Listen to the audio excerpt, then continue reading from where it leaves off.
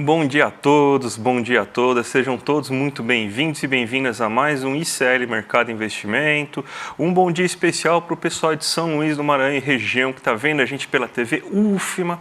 Hoje saiu a ata do Copom, a gente vai destrinchar lá para vocês, vai mostrar aí que foi uma ata bem dura aí, mostrando aí um grande pessimismo, então já numa tentativa de puxar também as expectativas de mercado para esse próprio pessimismo. Mas também temos alguns dados, por exemplo, da balança de pagamentos aí, que mostrou aí uma saída de recursos, principalmente vindos da Bolsa aí, tem bastante coisa para a gente falar. Mas antes de tudo, vamos chamar de casa a Débora, né, que está lá.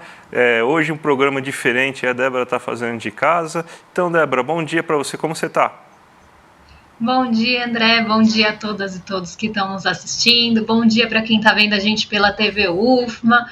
Hoje é um dia aí de uma agenda um pouco mais esvaziada aqui no Brasil. A gente tem a reunião do Copom no centro da agenda e temos outros pontos na agenda global mais voltados para as dirigentes do Banco Central dos Estados Unidos que devem falar hoje.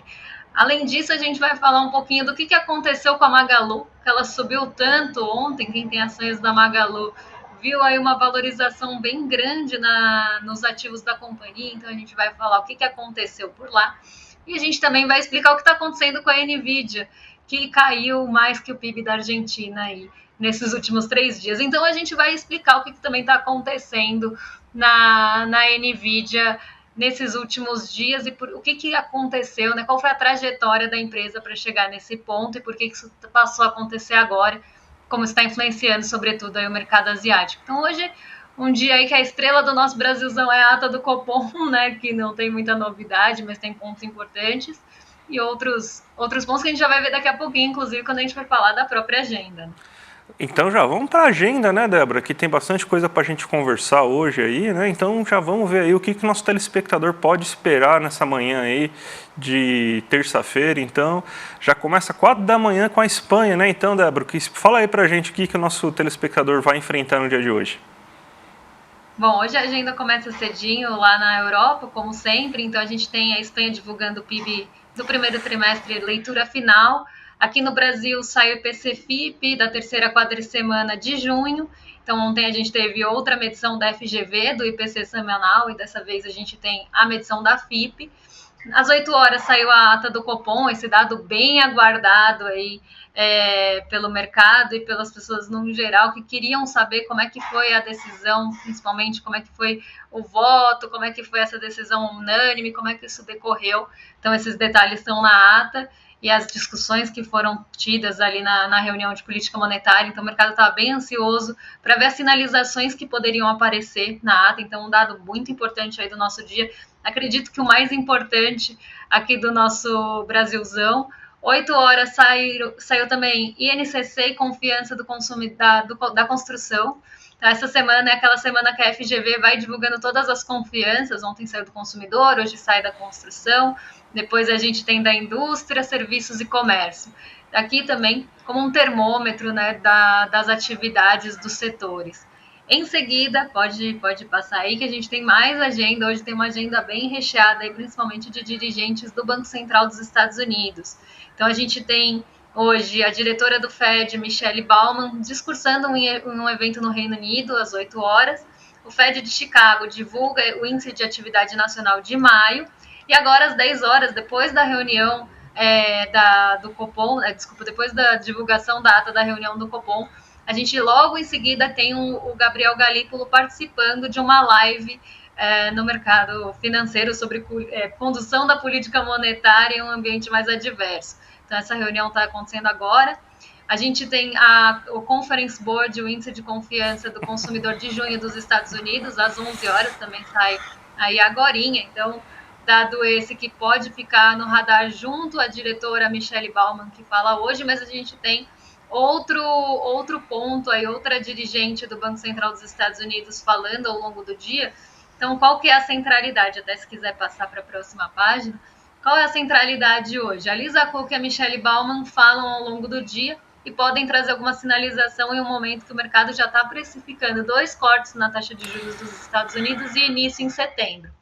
Junto a isso, a gente tem ali da nossa parte mais Brasil aqui, o Galípolo falando logo depois da divulgação da ata do Copom. Então, bastante centralidade na política monetária também aqui no Brasil. Então, hoje a agenda fica mais tomada por assuntos ligados à política monetária mesmo, e com alguns indicadores saindo ao longo da terça-feira. Vamos então começar o nosso giro de mercado aí mostrando como que as bolsas fecharam no dia de ontem na Ásia, né? Aqui está a matéria que a gente sugere todo dia aí para vocês saberem o que já aconteceu, o que pode acontecer, o que deve acontecer aí, explicando tintim por tintim aí dos mercados. Mas, Débora, a gente teve aí que a Ásia foi majoritariamente alta no dia de hoje, mas a China foi a grande exceção, né? A Nvidia teve alguma coisa a ver com isso? A Nvidia está puxando muito as ações de tecnologia para baixo, o setor de tecnologia de uma forma geral.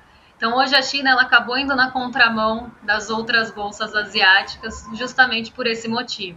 Então, a gente tem uma influência, uma pressão grande vinda das ações ligadas a chips e semicondutores, e outras também do setor de tecnologia, ligadas à inteligência artificial, justamente refletindo o que tem acontecido com a Nvidia. A gente até tem um gráfico tentando mostrar aí como é que está o comportamento da Nvidia nesse ano e o que aconteceu para ela sofrer esses ajustes tão severos ao longo aí desses últimos 3 dias. Então, o que vem acontecendo com a Nvidia? Esse gráfico, pessoal, só para vocês estarem aqui na mesma página, são as variações das cotações da Nvidia ao longo de 2024. Então, começa ali em janeiro, e a gente tem essa construção aí desse gráfico com todas as cotações nesse ano.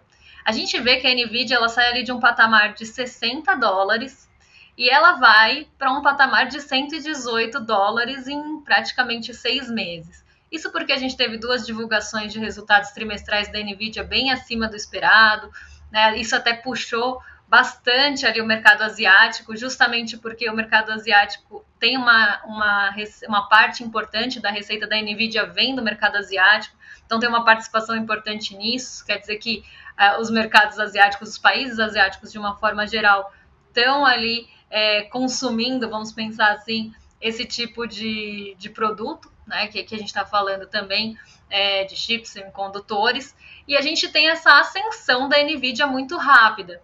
No dia 18 de junho, na semana passada, a Nvidia se torna a empresa mais valiosa do mercado, passou Apple, passou outras ali com até uma certa folga, e ela se torna a empresa mais valiosa do mercado com um valor de 3,33 trilhões de dólares. E vocês veem aí que é um pico, né, que a Nvidia chega. Ela tinha tido alguns picos aqui ao longo do período, mas logo depois ela sofre ajustes e cai. Só que a partir ali de maio, vamos pegar aqui, a gente vê que ela começa a ter uma ascensão sem ela começa a furar teto sem aquele ajuste em seguida. E aí, quando ela chega ali no dia 18 de junho, ela está num pico muito alto. E aí o mercado começa a realizar ganhos, começa a vender para realizar esse lucro que teve ali no período. Se a gente pegar a valorização de mercado da Nvidia no período mais recente, foi de mais de 135%. Então, o mercado vai realizar, sim, esse ganho, vai vender a Nvidia para tentar ali realizar o lucro que teve ao longo do tempo. E aí ela começa a cair, cai 3% num dia, cai mais de 3% no outro, e ontem ela caiu bastante também, caiu mais de 5%. E aí, nesses 3 dias, depois desse pico alcançado que ela se tornou a empresa mais valiosa de mercado, ela já perdeu 430 bilhões de dólares em valor de mercado, justamente dessas quedas que sucederam o pico. E o que o mercado está vendo aqui? Até onde ela vai cair? Então, eles querem descobrir onde vai ser o fundo do poço, vamos pensar assim, da Nvidia. Então, ela teve uma ascensão muito rápida, atinge esse patamar, começa a sofrer ajustes, e aí o mercado, vendendo as ações para realizar o ganho, começa a testar até qual vai ser o piso que ela vai chegar. Porque o teto a gente já viu que foi muito perto desses $118. Então vamos ver agora até onde ela vai cair para o mercado voltar a comprar a Nvidia, achar que ela está barata, voltar a comprar e ela ter um movimento de alta novamente. E aí esse movimento da Nvidia, né, essa realização dos ganhos e todos esses testes que estão sendo feitos com a Nvidia acabaram, na verdade, influenciando a China hoje, principalmente o setor de tecnologia. A gente já está com uma fragilidade lá do setor imobiliário. Hoje o setor de tecnologia, semicondutores e chips se junta aí ao setor imobiliário e acaba derrubando o Xangai Composto. Então, o Xangai Composto ele cai 0,43%, vai na contramão das outras bolsas asiáticas que, por fatores mais locais, conseguiram ficar no terreno positivo. O Xangai Composto não consegue esse fôlego, vai para o terreno negativo, e justamente por conta dessa influência que já impactou os outros mercados nos outros dias. Então, ontem a gente viu o TAIEX caindo muito, com uma ação muito importante de semicondutores de Taiwan também tendo uma queda bem abrupta. A gente viu esse movimento também nos dias anteriores em outras bolsas asiáticas, e hoje foi a vez do Xangai Composto ir na contramão e sofrer aí justamente com esse setor de tecnologia que veio tão forte e tão ascendente nesses últimos tempos. Vamos para o Brasilzão agora, Débora, que saiu a ata do Copom, né? E foi uma ata bem dura, a ata foi mais dura, inclusive, aí, do que o próprio comunicado do Copom, deixando claro que quedas na taxa Selic não estão no horizonte e que, se mantiver o cenário econômico atual, na visão do Banco Central, óbvio, você não poderia ter nenhuma queda da Selic no próximo ano. Isso aí deve mexer bastante, inclusive, com o relatório Focus, que deve começar a projetar uma taxa Selic maior para o próximo ano. Mas, no fundo, né, a gente vê, inclusive, o interessante aí dessa ata do Copom, que eles mostraram lá um modelo de simulação para tentar justificar que com a Selic a 10,5% ao ano você conseguiria ter, nesse primeiro momento, aí, a inflação somente no final de 2025 chegando mais próximo de 3%, chegando, acho que, se eu não me engano, em 3,2%, né? Mas aí a gente já tem, então, o Banco Central agora tentando aí conduzir as expectativas de mercado, porque ele fala muito na questão de política fiscal, fala muito das incertezas aí em relação ao cenário econômico mundial, e ele é bem crítico, né, à condução de política econômica do governo Lula, inclusive coloca bastante da culpa aí de não conseguir reduzir a taxa Selic nesse momento, por causa de desequilíbrios fiscais. Voltou a palavrinha risco fiscal, não apareceu, mas a gente sabe aí que é o nosso velho conhecido, primo do fantasma do comunismo, o risco fiscal, né? E, pelo visto aí, o mercado gostou bastante da ata, né? Tá achando que é uma ata muito... usa sempre aqueles mesmos termos, né? A ata é técnica, a ata está mostrando a realidade fidedigna, que bom que ninguém foi contra essas políticas aí, todo mundo comprometido com a inflação. Então, mas foi basicamente isso, né? Então, uma ata extremamente dura aí, tentando mostrar recado aí, mostrando aí que quem de fato quer comandar a economia brasileira não é o ministro Haddad, né? Quem é o rei, né, o imperador da economia brasileira é, na verdade, o Campos Neto, né, Débora? Exatamente. E o mercado, né, viu essa ata como eles gostam de usar termos em inglês, né? Viu essa ata como hawkish, que é uma ata que tem essa firmeza, essa rigidez maior. E, né, o mercado é cheio desses jargões em inglês, mas não é isso que quer dizer. Caso vocês vejam em alguma matéria aí de mercado financeiro cheia de pompa, é isso que quer dizer, tá? E aí a gente vê, né, alguns pontos apontados, inclusive, né, alguns tópicos ali apontados pelo mercado, que a ata voltou com um objetivo de reancorar as expectativas de inflação que estavam se desancorando aqui no Brasil. Então a gente vê essa recepção do mercado financeiro positiva mesmo da ata, porque a ata está conversando justamente com o mercado financeiro. Vários pontos que aparecem nessa ata, a gente vê que eram pontos e tópicos presentes nessa discussão do mercado financeiro. O próprio, né, desequilíbrio, risco fiscal, como o mercado gosta de chamar, essa desancoragem das expectativas de inflação, que agora voltaram a se ancorar. Então, a gente vê também, né, que o mercado está ali já um pouco com menos desconfiança do colegiado do Copom, que tinha votado contra ali o corte menor na última reunião. Eu acho que essa estratégia foi até interessante, porque agora o mercado não tem o que falar, porque se antes o culpado era o racha do Copom, agora não é mais. Então o mercado vai ter que achar outra desculpa para pressionar os diretores e dirigentes e participantes do colegiado do Copom. Então aqui eu achei até interessante, por mais que não concorde com essa unanimidade, é interessante como isso desmonta também alguns argumentos que estavam sendo usados anteriormente pelo mercado financeiro. Então, de uma certa forma, foi até mais rígida do que se esperava, mas bem recebida e não traz surpresas justamente porque está alinhado com o pensamento do mercado.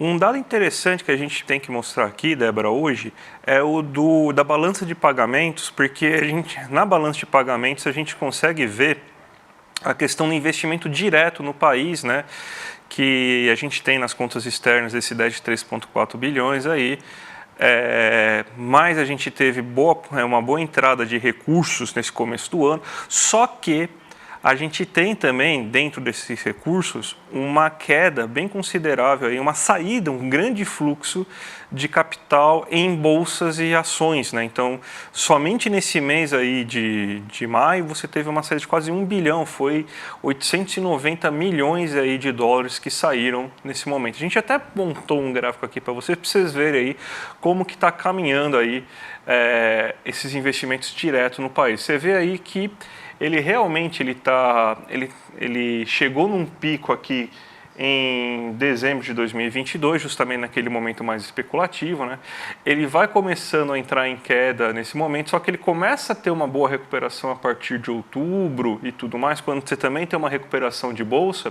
Só que nesse ano ele fica muito estagnado, inclusive com algumas quedas pontuais, justamente pelo fato de você ter que, mesmo entrando capital produtivo, né, em bom momento, capital produtivo que está evitando uma queda ainda maior, a gente tem justamente essa saída de recursos de bolsa que está impedindo um saldo maior, né? É isso mesmo, né, Débora?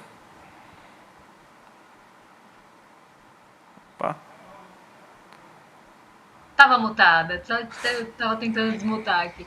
Exatamente, a gente teve, né, nesses meses mais recentes, sobretudo nas últimas 3 semanas, uma saída bem considerável, bem robusta de recursos da nossa, inclusive teve ali recursos estrangeiros aqui falando, né? E isso teve um impacto bem grande no dólar.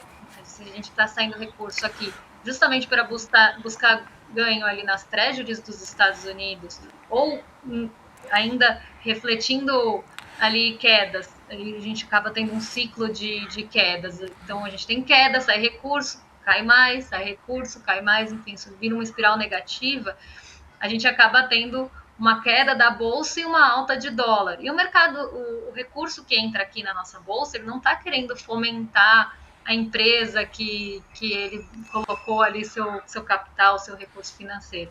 Ele está especulando. Então, se começa a ter ali uma queda ou uma oportunidade de ganho em outro lugar, seja nas treasuries dos Estados Unidos ou outros ativos, esse recurso sai sem pensar 2 vezes. Ele está para buscar o melhor ganho. Inclusive, ele pode sair da nossa bolsa e ir para a nossa renda fixa, que tem uma taxa de juros real bem interessante, né, para quem está querendo especular. Então, a gente vê esse movimento acontecendo, sobretudo nas últimas semanas, final de maio e começo de junho, que foi justamente quando a gente começa a ter uma saída muito forte de recurso estrangeiro da nossa bolsa, não só para buscar ganho nas treasuries dos Estados Unidos, mas por conta da desvalorização da própria bolsa e essa espiral negativa que eu acabei de explicar. Então, a gente vê essa saída, né, considerável, e esse movimento vem justamente porque a gente teve uma valorização da nossa bolsa muito acelerada no final do ano passado, porque a gente tinha uma expectativa de queda nos juros dos Estados Unidos já no começo do ano, e uma queda maior nos juros ao longo do ano. Então, a expectativa era que começasse em março o corte de juros e que a queda fosse de 1,75 pontos percentuais. E isso não aconteceu, né? A gente já está em junho, agora a expectativa é para setembro e corte de 0,5 ponto percentual. Isso mexeu muito com o apetite pelo risco global, de uma forma geral. E aí o recurso saiu sim da nossa bolsa e tem um impacto nessa parte de saída de recursos estrangeiros, e também a gente não pode esquecer que isso impacta dólar. Então, aqui, as 2 pontas afetadas por essa saída desse recurso especulativo, gosto de frisar, da nossa bolsa aqui, do nosso mercado de capitais. Débora, vamos falar aí agora da grande união sinistra aí que foi montada ontem. Não é Mancha Verde, Galocura e Força Jovem, é Magalu e AliExpress agora que se juntaram aí depois de toda essa polêmica, né, em relação à taxação, né? Então já vamos aproveitar para você falar aí sobre esse tema e já emendar na abertura de mercado, Débora? Vamos lá, um beijo aí para o Caio, que deve estar feliz com a alta de 12% das ações da Magalu.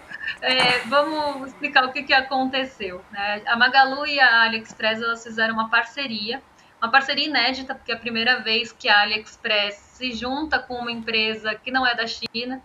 E o que elas vão fazer, né? Só para entender o que elas estão, qual vai ser a estratégia das empresas. E aqui foi quase um se não pode vencer, junte-se a eles, né? Então a gente estava vendo o varejo sofrendo com a remessa conforme, bastante reclamação do setor varejista por conta da remessa conforme, né, agora que vai passar por uma mudança, mas que até então isentava ali aquelas empresas, aquelas compras de até US$ 50 que entravam aqui no país e o programa que acabava tendo ali essa que fazia com que isso fosse possível a remessa conforme. Então, como é que vai ser essa junção da Magalu com a AliExpress? Elas vão praticamente usar uma o marketplace da outra. Marketplace é o espaço que elas usam ali para vender. Então, quando você entrar no site da Magalu, por exemplo, para fazer uma compra, você vai procurar um produto e ela tem aquele marketplace que ela vende. Ela tem a parte que ela vende os produtos dela e ela tem o marketplace que ela vende produtos de outros lugares. E a AliExpress vai aparecer ali na busca da Magalu quase como um recomendado, com um selo ali de recomendação, porque muita gente tem medo de comprar no marketplace porque não está comprando vendido e entregue por Magalu, por exemplo, está comprando vendido e entregue por outra empresa que ela pode até desconhecer. E aí, quando for do AliExpress, vai ter uma indicação que aquela é uma recomendação da Magalu. E o mesmo vai acontecer no marketplace do AliExpress. Então elas vão ter ali a entrada no mercadinho, vamos pensar assim, da outra, né? No ambiente de negociação ali no mercado de produtos da outra. Uma vai estar como recomendação prioritária se você procurar no marketplace da outra. Então vai ter essa capilaridade maior. Então o que o mercado até viu, por isso que ficou toda essa empolgação, né, toda essa alta da Magalu ontem. A gente viu o mercado, né, achando um bom negócio, porque isso pode fortalecer as duas aqui no Brasil e ter uma capilaridade maior das duas empresas nos mercados varejistas. Porque quem vai procurar no AliExpress também vai acabar acessando produtos da Magalu com uma recomendação especial. Então as duas vão ter esse ganho aí de principalmente capilaridade no mercado nacional. Então a gente vê que isso, né, essa maior penetração, essa maior permeabilidade dos produtos no mercado nacional vai favorecer as duas. E aí o mercado viu essa parceria com bons olhos e acabou levando aí, comprando Magalu, achando que isso vai melhorar o resultado da varejista. Lembrando que empresas varejistas subiram ontem, não só a Magalu, subiram no geral, o índice de consumo subiu bastante, também por conta da trégua que a gente teve nas taxas de juros futuras, justamente por conta do Copom que a gente estava falando. Então, a gente já estava tendo um favorecimento das empresas de varejo aqui no Brasil ontem, e a Magalu liderou os ganhos, liderou sozinha ali com alta de 12%, a nossa bolsa, ali, entre as ações que acompanham a nossa bolsa, ela ficou sozinha lá na frente, justamente por essa combinação de motivos. Ô, Débora, você tem 1 minuto para fazer o seu giro de mercado aí. 1 minuto. Vamos lá, coloca na tela aí para a Débora em 1 minuto falar o que está acontecendo essa manhã. Ontem a nossa bolsa ela subiu bastante, né? Teve uma queda, uma alta bem grande, bem firme. Só não foi maior porque a gente teve queda de mais de 3% no minério de ferro em Dalian na China. E hoje a gente está sofrendo ajuste. Então a gente está bem perto do 0 a 0, não é uma queda acentuada, mas a gente está sofrendo ajuste depois de vários dias consecutivos de alta. É um movimento até comum e esperado, principalmente em um dia que a gente viu as treasuries voltarem a subir. Desde manhã, desde antes da abertura, os títulos de dívida dos Estados Unidos estão em alta. Isso tinha também poder para limitar a nossa bolsa na abertura aqui. E essas treasuries elas estão subindo por expectativa que o mercado está, pelas dirigentes do Banco Central que falam hoje e também pelo PCI que sai na sexta-feira. PCI, índice de gastos com consumo, que o Banco Central dos Estados Unidos olha bem de pertinho para tomar suas decisões de política monetária. Isso está puxando também o nosso DI futuro para cima. Então a gente tem um dia de DI futuro também em alta, acompanhando a alta das treasuries lá no exterior, e o dólar sobe pelo mesmo motivo. A bolsa está em leve queda, as treasuries voltaram a acelerar depois de vários dias em queda. Isso também faz, no movimento especulativo, que o recurso estrangeiro saia aqui da nossa bolsa, não só para realizar ganhos dos últimos 3 dias, mas também para buscar ganho nas treasuries que voltaram a subir. E esse movimento a gente também vê no dólar frente aos pares. Recursos saindo dos países pares do dólar, ali, de países que têm moedas pares do dólar, na verdade, para buscar ganho nas treasuries. Não é um fator isolado, algo específico aqui de Brasil. Então, a gente vê esse movimento acontecendo de uma forma geral hoje nos mercados globais. As treasuries voltam a subir com a expectativa pelo PCI e a gente vê recursos saindo dos países para buscar ganho especulativo lá nos Estados Unidos. A gente não tem uma queda tão forte na nossa bolsa hoje, apesar do petróleo Brent não estar dando suporte, porque normalmente quando a gente tem esse tipo de movimento, suporte está vindo do petróleo Brent, mas hoje não é.